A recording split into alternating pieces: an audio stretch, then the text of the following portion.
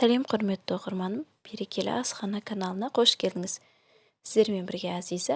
Бүгін біз сіздермен өзбек халқының ұлттық тәттісі халвайтарды жасап көретін боламыз. Менімен бірге жасап көріңіз. Балаларыңызға бұл рецепт ұнайды деген ойдамын. Ол үшін бізге қажеттісі заттар 100 грамм сары майды ерітіп аламыз.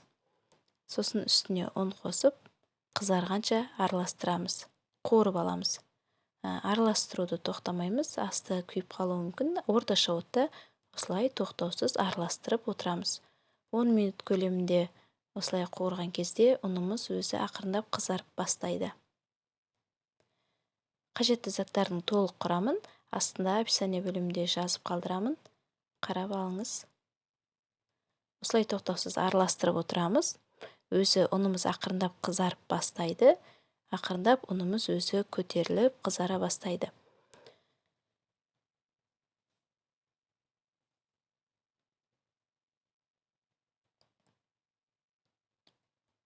Көріп тұрғандарыңыздай ұнымыз қызарып өзі көтеріліп бастап жатыр.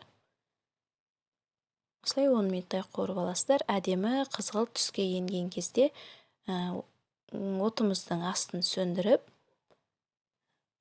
тәтті сиропымызды жасайтын боламыз. Ол үшін бізге жарты литр жылы суға қантымызды қосып араластырып аламыз. Қантымыз ерігенше араластырып аламыз. Сосын бұл тәтті сұйықтығымызды, сиропымызды қуырылған ұнымызға қосып араластыратын боламыз. Отымыздың астын орташа отқа қойып, газымызды орташа отқа қойып, осылай тоқтаусыз араластырып отырып қайнатамыз. Қайнап шыққан соң 10 минут көлемінде осылай араластырып отырып қайнатып аласыздар. Өзі ұнымыз ақырындап қоюланып бастайды.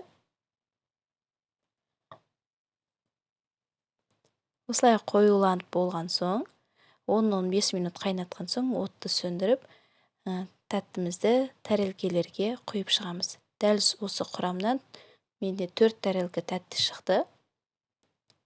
Енді бұл тәттілеріміз суыған соң холодильникке 1 сағат салып аласыздар. Міне көріп тұрғандарыңыздай ағып кетпейді, қатып, әдемі болып шықты. Өздеріңіз қолдарыңызбен балаларыңызға тәтті жасап беріңіздер.